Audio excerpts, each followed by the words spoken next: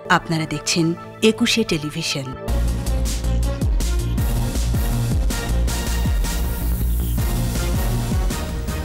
চার রাজ্যে ঝুলে আছে মার্কিন নির্বাচনের ফল। ভোট চুরির অভিযোগ ট্রাম্পের, সমর্থকদের শান্ত থাকার আহ্বান বাইডেনের। পদ্মায় বসল ৩৬তম স্প্যান, আর বাকি মাত্র ৫, দৃশ্যমান ৫,৪০০ মিটার। ২২ দিন পর বাজারে ফিরল ইলিশ, বেড়েছে দাম। শীতের সবজির দরে ক্রেতার অসন্তোষ। সাভার আসলে হাজার হাজার অবৈধ গ্যাস সংযোগ, দেখেও দেখছেন না তিতাস।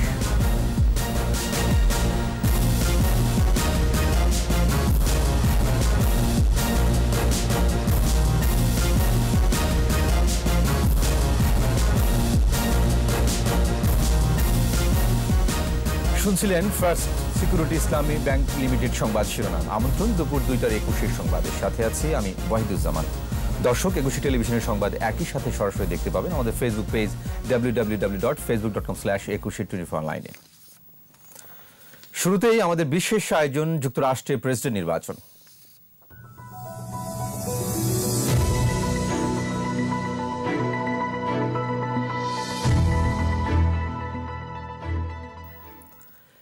পেন্ডুলামের মতো ঝুলছে ট্রাম্প বাইডেনের ভাগ্য।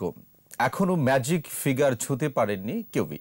ডেমোক্রেট বাইডেন এ পর্যন্ত জিতেছেন ২৬৪টি ইলেকটোরাল ভোট, আর রিপাবলিকান ট্রাম্প ২১৪টি।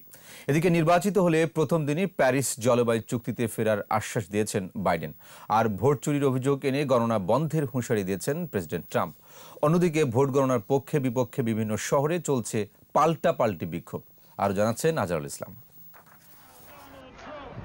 ভোট গ্রহণের দুদিন পেরিয়ে গেলেও এখন পর্যন্ত নিশ্চিত নয় কে হচ্ছেন যুক্তরাষ্ট্রের পরবর্তী প্রেসিডেন্ট। তবে নির্বাচিত হলে দায়িত্ব গ্রহণের প্রথম দিনই প্যারিস জলবায়ু চুক্তিতে ফিরে যাওয়ার আশ্বাস দিয়েছেন এগিয়ে থাকা ডেমোক্রেট জো বাইডেন। একই সাথে সমর্থকদের শান্ত থাকার আহ্বান জানিয়ে চূড়ান্ত বিজয়ের জন্য অপেক্ষা করতে বলেছেন বাইডেন। এদিকে নির্বাচনী দৌড়ে পিছিয়ে পড়া ট্রাম্প হুঁশিয়ারি দিয়ে বলেছেন, নির্বাচনের দিনের পর আসা ব্যালট গণনা তিনি মানেন না। তার অভিযোগ, গণনায় কারচুপি হয়েছে। তবে এবার হেরে গেলে ২০২৪ সালের নির্বাচনে আবারও ট্রাম্প প্রার্থী হবেন বলে জানিয়েছেন তার সাবেক পরামর্শক ব্রায়ান লাঞ্জা। একাধিক মার্কিন গণমাধ্যমকে তিনি বলেন, ট্রাম্প শক্তভাবে ফিরে আসতে পারেন। পেনসিলভ্যানিয়া, নর্থ ক্যারোলাইনা, জর্জিয়া এই ৩ বড় রাজ্যেই এগিয়ে রয়েছেন ডোনাল্ড ট্রাম্প, যদিও প্রাপ্ত ভোটে দুই প্রার্থীর ব্যবধান খুবই সামান্য। আইনগত জটিলতার কারণে বন্ধ রাখা ফিলাডেলফিয়া শহরে ভোট গণনা আবারও শুরু হয়েছে। ২০টি ইলেকট্রাল কলেজ ভোট রয়েছে পেনসিলভেনিয়ায়। তবে মিশিগানে ট্রাম্প শিবিরের করা মামলা খারিজ করে দিয়েছেন স্থানীয় আদালত। ভোট গণনা বন্ধের আশায় মামলাটি করেছিলেন তারা।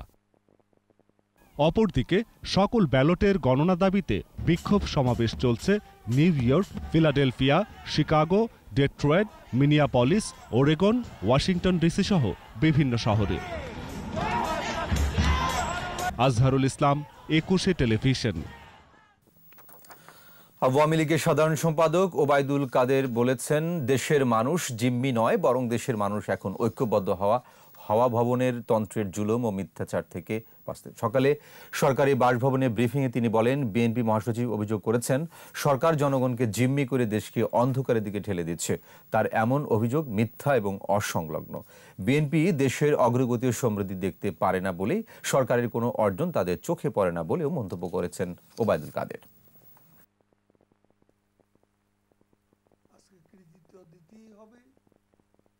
আলোহীন এবং আশাহীন নেতিবাচক রাজনীতির বৃত্তেই তো ঘুরপাক খাচ্ছে বিএনপি তথাকথিত আন্দোলনে জনগণ সাড়া না দেওয়াই তার প্রমাণ। জিম্মি তো নয়, বরং হাওয়া ভবন তন্ত্রের জুলুম ও মিথ্যাচার থেকে দূরে থাকতে আজ ঐক্যবদ্ধ দেশের মানুষ। মুন্সিগঞ্জের মাওয়া প্রান্তে বসল পদ্মা সেতুর ৩৬তম স্প্যান। এর মধ্য দিয়ে দৃশ্যমান সেতুর ৫,৪০০ মিটার। সেতুর 2 ও 3 নম্বর পিলারের উপর বসানো হয় স্প্যানটি। এর আগে গত 31 অক্টোবর 35তম স্প্যান বসানো হয়। বাকি রয়েছে মাত্র 5টি। এছাড়া সেতুর 2917টি রোড ওয়েব স্ল্যাবের মধ্যে 1041টির বেশি বসানো হয়েছে, আর 2959টি রেলওয়ে স্ল্যাবের মধ্যে এখন পর্যন্ত বসেছে 1500টিরও বেশি। 6.15 কিলোমিটার দীর্ঘ এই বহুমুখী সেতুর মূল আকৃতি হবে দোতলা। 2021 সালে স্বপ্নের পদ্মা সেতু খুলে দেওয়ার আশা করছে কর্তৃপক্ষ। 22 দিন নিষেধাজ্ঞার পর বাজারে এসেছে ইলিশ। 1 কেজি আকারের ইলিশের দাম বেড়েছে আগের চেয়ে 50 টাকা, বিক্রি হচ্ছে 750 টাকা দরে। কয়েক দফা বন্যায় ফলন হানির প্রভাব কাটিয়ে শীতের সবজি আসছে বাজারে, তবে দাম বেশি। বিক্রেতারা বলছেন বাজার দর স্বাভাবিক হতে আরও সপ্তাহ দুয়েক সময় লাগবে। এদিকে চিনি ছাড়া সব নিত্যপণ্য বিক্রি হচ্ছে আগের দামেই। মফিউর রহমানের রিপোর্ট। গেল 14 অক্টোবর থেকে 4 নভেম্বর পর্যন্ত বন্ধ ছিল ইলিশ ধরা। 22 দিন পর বাজারে এসেছে ইলিশ। আকারভেদে দামেও রয়েছে ভিন্নতা। বিক্রেতারা জানালেন ইলিশের পর্যাপ্ত সরবরাহ আছে, তবে ক্রেতা কম। 1 কেজি সাইজগুলি আমরা বিক্রি করতেছি 750-800 আর কি, আর 1 কেজি নিচেরগুলি এগুলি 700 টাকা কেজি। আর যেগুলি 1.5 কেজি আছে 1.5 কেজি আলা, তারপরে 400 গ্রাম, 1 কেজি 400 গ্রাম, এগুলি বেচতেছি 1900 টাকা কেজি। বেড়েছে চিনির দাম, প্রতি কেজি 2 টাকা বেড়ে বিক্রি হচ্ছে 60 টাকা দরে। এছাড়া ভোজ্য তেল সহ অন্যান্য নিত্যপণ্য বিক্রি হচ্ছে আগের দামেই। ডাউলের দাম বাড়ানো, ডাউল ঠিক আছে, কিন্তু চিনির দামটা একটু বেশি, হালকা কেজিতে 1-2 টাকার মতন বাড়ছে আগের থেকে। বাজারে এসেছে শীতের সবজি। দোকান ভরা শিম, মূলা, বেগুন, ফুলকপি, বাঁধাকপি সহ নানা সবজিতে। দামে অসন্তুষ্ট ক্রেতারা। যে কোনো তরকারি কিনতে যাই 70 টাকা 80 টাকা, তুলনামূলক সব তরকারির দামই বেশি। এত দাম বেশি, আমরা কিভাবে একটা কিনতে পারবো? ফুলকপি আসছে, পাতাকপি আসছে, এগুলোর দাম মোটামুটি আছে, একটু বাড়তি। এটা কমবে, আমদামির উপরে কমে যাবে। যে বৃষ্টি বাদল গেলে না, অনেক ফুল ঝরিয়ে গেছে, এগুলো ঠিক হয়ে গেলে আবার দাম কমে যায়। কমতে শুরু করেছে সব রকম পেঁয়াজের দাম। দেশি পেঁয়াজ কেজিতে 2 টাকা কমে বিক্রি হচ্ছে 80 টাকায়। এছাড়া চীনা পেঁয়াজ বিক্রি হচ্ছে 40 টাকা দরে। আমদানি করা অন্য পেঁয়াজের কেজি 50 টাকা। দেশি ভিতরে বাজার চলছে মানে ভালো হাই কোয়ালিটি যেটা ফ্রেশ, সেটা 80 টাকা। কমেনি আলুর দাম, বিক্রি হচ্ছে 40 টাকায়। নতুন আলু না আসলে দাম কমবে না বলে জানান বিক্রেতারা। এছাড়া আগের দামই বিক্রি হচ্ছে সব রকম চাল সহ মাছ, মাংস। মফিউর রহমান, 21 টেলিভিশন, ঢাকা। রাজধানীর একেবারে পাশেই সাভার আশুলিয়ায় রয়েছে কয়েক হাজার অবৈধ গ্যাস সংযোগ। দেখেও দেখছেন না তিতাস। আর সিএনজি পাম্পের অবৈধ ব্যবসাও চলছে রমরমা। ঝুঁকিপূর্ণ হলেও হোটেল রেস্টুরেন্টের রান্নায় ব্যবহার হচ্ছে সিএনজি। সাইদুল ইসলামের ধারাবাহিক রিপোর্টের দ্বিতীয় পর্ব আজ। সাথে ছিলেন সাভার প্রতিনিধি কামরুজ্জামান খান। এভাবে শত শত সিলিন্ডারে কাভার্ড ভ্যানে গ্যাস দেওয়ার কোনো নিয়ম নেই। সাভারের বেশিরভাগ সিএনজি পাম্পগুলো অবৈধ কাজটি করছে। আর রাত নামলেই চুরির মহোৎসব চলে। লালন সিএনজি পাম্প, এখানেও অবৈধভাবে গ্যাস দেওয়ার তথ্য রয়েছে। তথ্যের বিষয়ে জানতে গেলে পাম্পের কর্মচারীরা চড়াও হন 21-এর টিমের উপর।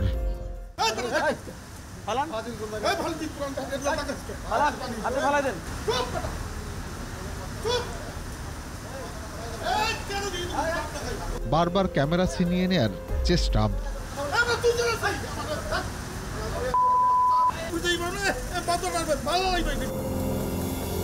পাম্পের মালিক ক্যামেরায় কথা না বললেও এক প্রকৌশলী স্বীকার করলেন অবৈধভাবে গ্যাস দেওয়ার কথা। মাঝে আসে, মানে 2-1 মাস পর পর আসে হয়তোবা, কিন্তু আমরা কন্টিনিউ কখনো খাবার ফোন দিই না। প্রায় সব সিএনজি পাম্পের অবস্থা একই রকম। বিক্রি কম বলে অবৈধ বিক্রি অস্বীকার করছেন না পাম্প কর্তৃপক্ষ। অবৈধ হইলেও ধরাধরি সেরকম করেও না, আর আমরাও সবাই দেই, আমরাও দেই। সাভার, আশুলিয়া, নয়ারহাট, বাইপাইল সবখানেই অবৈধ কারবার। আচ্ছা, তো আমাদের মালিকের তো পারমিশন আছে। এটা তো আসলে ফ্যাক্টরির জন্য, ইন্ডাস্ট্রিয়ালের জন্য, এটা তো আর বাসা বাড়ির জন্য না। এইটা সম্পর্কে তো ধারণা আমার নাই, আমি বলতে পারবো না। তো এ তো গেল সিএনজি পাম্প। কলকারখানা ও বাসাবাড়িতেও আছে অবৈধ সংযোগ। ধামসেনা ইউনিয়নের মৌজার মেল এলাকায় এক মালিকের কয়েকটি বাড়িতেই জ্বলছে কয়েকশো চুলা। মালিক স্বীকার করলেন সংযোগ অবৈধ, তবে বৈধ করার চেষ্টা চলছে। বৈধভাবে যে প্রসেস, সেই প্রসেসটা সম্পূর্ণ এখন হয়নি। না, আপনারা এখনো বিল দেন না? না, ওইটা আমাদের করার জন্য আমরা অ্যাপ্লিকেশন করছি আর কি। তিতাসের স্থানীয় কর্মকর্তারা সব জেনেও যেন কিছুই জানেন না। সাইদুল ইসলাম, 21 টেলিভিশন, ঢাকা। স্বাস্থ্যবিধি মেনে চলুন, সুস্থ থাকুন। নিচ্ছি বিরতি, যখন ফিরছি তখন অন্যান্য খবরের সঙ্গে আরো থাকবে। বঙ্গবন্ধু সুরক্ষা বীমা সেবা চালু, 100 টাকা প্রিমিয়ামে 2 লাখ পর্যন্ত ক্ষতিপূরণের সুযোগ। 21 সংবাদ। নোয়াখালীতে নারীকে তুলে নিয়ে ধর্ষণে ব্যর্থ হয়ে রাতভর নির্যাতনের মামলায় প্রধান আসামি সাবেক স্বামী ইসমাইল হোসেন বাপ্পিকে গ্রেপ্তার করেছে পুলিশ। সুধারাম থানার পরিদর্শক তদন্ত টমাস বড়ুয়া জানান, বৃহস্পতিবার রাতে নারী ও শিশু নির্যাতন দমন আইনে মামলা দায়ের করেন ভুক্তভোগী নারী। এতে তার সাবেক স্বামী সহ মোট 4 জনের নাম উল্লেখ সহ আরও 3-4 জনকে অজ্ঞাত আসামি করা হয়। পরে পুলিশ কবিরহাট উপজেলায় নবগ্রাম এলাকায় অভিযান চালিয়ে নিজ বাড়ি থেকে ইসমাইল হোসেন বাপ্পিকে গ্রেপ্তার করে।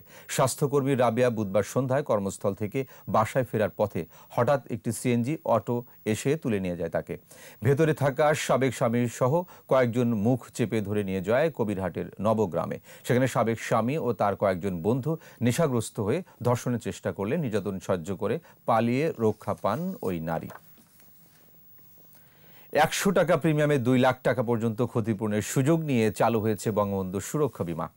এর মাধ্যমে দরিদ্র মানুষের কাছে পৌঁছাবে বীমা সেবা। এছাড়া এই উদ্যোগে বীমা খাতের রূপ প্রকৃতি বদলে দেবে বলে আশা খাত সংশ্লিষ্টদের। মেহেদী হাসানের রিপোর্ট। বীমা উন্নয়ন ও নিয়ন্ত্রণ কর্তৃপক্ষ আইডিআর এর তথ্য বলছে, দেশে মোট বীমা কোম্পানি আছে 78টি, অথচ 2017 সাল পর্যন্ত সেবার আওতায় ছিলেন মাত্র 1,70,00,000 মানুষ। ওই বছর জীবন বীমা খাতে 8,198 কোটি এবং সাধারণ বীমায় 2,981 কোটি টাকা প্রিমিয়াম জমা হয়। জিডিপিতে এ খাতের অবদান 0.56%, যা এশিয়ার মধ্যে সর্বনিম্ন। আইডিআরএ বলছে, প্রিমিয়াম অনিয়মিত হলে পলিসি তামাদি হয়ে যায়। এমন নীতিসহ আরও বেশ কিছু কারণে বীমা খাত এখনও এত পিছিয়ে আছে। এমন পরিস্থিতিতে বীমাকে সর্বস্তরের মানুষের কাছে নিয়ে যাওয়ার উপায় খুঁজছে ব্যবসায়ী ও নীতি নির্ধারকরা। তামাদি পলিসি যেগুলো হচ্ছে সেটা আপনার আমাদের কিন্তু সমাজে এটার একটা বিরূপ প্রভাব থাকে। তো ওই ল্যাপসড পলিসিগুলোকে এই যে মুজিব বর্ষের একটা বিশেষ উপহার হিসাবে এটা আমরা চিন্তা করেছি যে এখানে আমরা কোনো লেট ফি এবং কোনো ফর্মালিটিস ছাড়াই তাদেরকে রিভাইভ হতে দিব। বঙ্গবন্ধুর জন্মশতবার্ষিকীতে সাধারণ বীমা কর্পোরেশন 100 টাকা প্রিমিয়ামে চালু করল বঙ্গবন্ধু সুরক্ষা বীমা। এ সেবার আওতায় 2 লাখ টাকা পর্যন্ত ক্ষতিপূরণ পাবেন গ্রাহক। 100 টাকা দেওয়ার শক্তি বছরে আমার মনে হয় এদেশের সবারই কিছু না কিছু শক্তিটা আছে, কিন্তু সে পাচ্ছে কি, তার একটা হাতের আঙ্গুল নষ্ট হইলে সে একটা অংশ পাচ্ছে, পার্সেন্টেজ পাচ্ছে ক্ষতিপূরণ। আবার সে যদি টোটালি ড্যামেজ ক্ষতি হয়ে যায়, সে যদি মারা যায়, ইন্তেকাল করে খোদা না খাত, বা একেবারে হয়ে যায়, পঙ্গু হয়ে যায়, বা তার কোনো 2 হাত চলে গেল বা 2 পা চলে গেল, 2 চোখ চলে গেল, তখন সে কিন্তু 100% ওই বেনিফিটটা পাবে। সরকারি বেসরকারি সব বীমা কোম্পানি এ পলিসি চালু করতে পারবে বলে জানান বাংলাদেশ ইন্স্যুরেন্স অ্যাসোসিয়েশন সভাপতি। বললেন, এ সেবা বীমা খাতের আমূল পরিবর্তন বয়ে আনবে। যত বীমা কোম্পানি আছে সব বীমা কোম্পানি এটা অংশগ্রহণ করতে হবে। তার মানে হচ্ছে যাতে এটা সাধারণ মানুষের, হতদরিদ্র জনগণ থেকে আরম্ভ করে সবাই দ্বারে এটা যেতে পারে। বঙ্গবন্ধু নিজেও ছিলেন বীমা কর্মী, তাই এ খাতের উন্নয়নে ধারাবাহিকভাবে কাজ করে যাচ্ছে বর্তমান সরকার। আলফা ইন্স্যুরেন্সে ছিলেন উনি। মেহেদী হাসান, 21 টেলিভিশন, ঢাকা। এবার আমাদের বিশেষ আয়োজন জনদুর্ভোগ।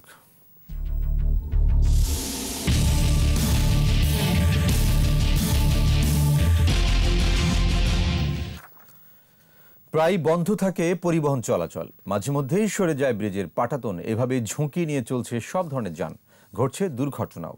বলছি রাজধানী সংলগ্ন কেরানীগঞ্জের ধলেশ্বরী ব্রিজের কথা। সোহেল তালুকদারের ক্যামেরায় আরো জানাচ্ছেন অখিল পোদ্দার। বুড়িগঙ্গার বুকে বুদ্ধিজীবী ব্রিজ তখনও নির্মাণ হয়নি।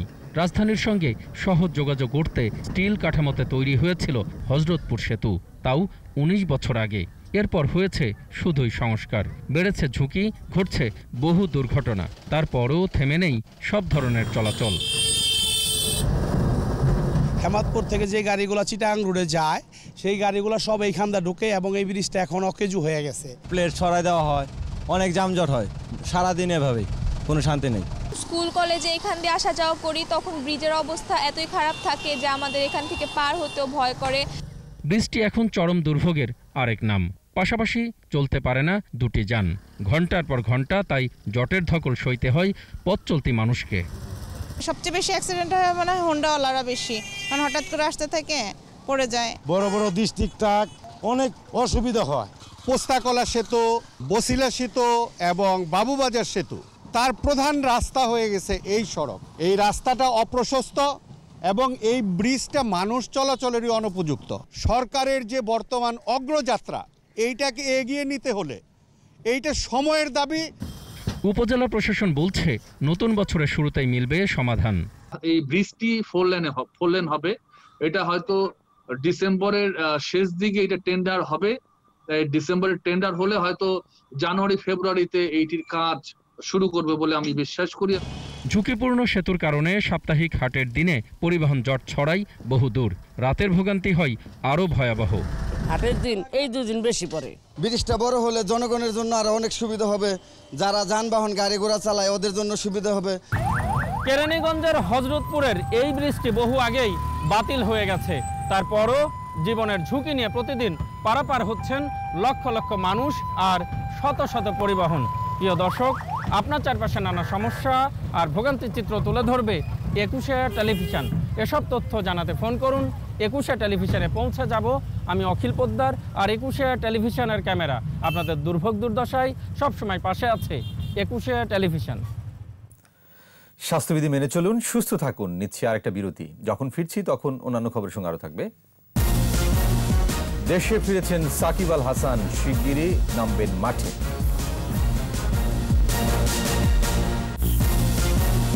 আর এরই সাথে শেষ করছি দুপুর 2টার 21 সংবাদ। যাবার আগে ফার্স্ট সিকিউরিটি ইসলামী ব্যাংক লিমিটেড সংবাদ শিরোনামগুলো আরও একবার। 4 রাজ্যে ঝুলে আছে মার্কিন নির্বাচনের ফল, ভোট চুরির অভিযোগ, ট্রাম্পের সমর্থকদের শান্ত থাকার আহ্বান বাইডেনের। পদ্মায় বসল 36তম স্প্যান, আর বাকি মাত্র 5, দৃশ্যমান 5400 মিটার।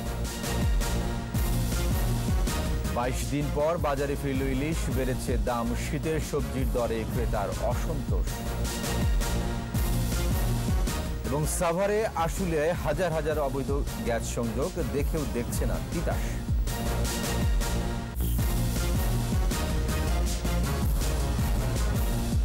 সর্বশেষ খবর জানতে ডায়াল করুন 20.1 আর ভিজিট করুন 21-tv.com ওয়েবসাইটে। এছাড়া ফেসবুক ভিজিট করতে পারেন facebook.com/2124 অনলাইনে। 6টা আমাদের চট্টগ্রাম সংবাদ দেখার আমন্ত্রণ রইল। স্বাস্থ্যবিধি মেনে চলুন, সুস্থ থাকুন। ধন্যবাদ।